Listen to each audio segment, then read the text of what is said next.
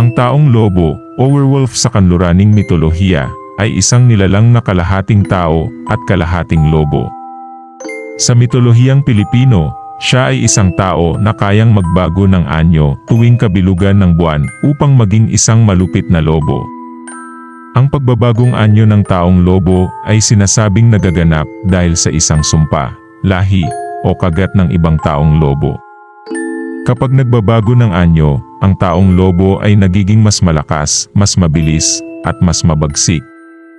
Ang kanyang hitsura ay nagbabago, nagiging mahaba ang balahibo, tumatayo ang mga tainga, at lumalaki ang mga pangil at kuko. Ang kanyang pandama ay tumatalas, at siya ay nagiging mas hayok sa dugo, madalas na naghahanap ng biktima upang maghasik ng teror.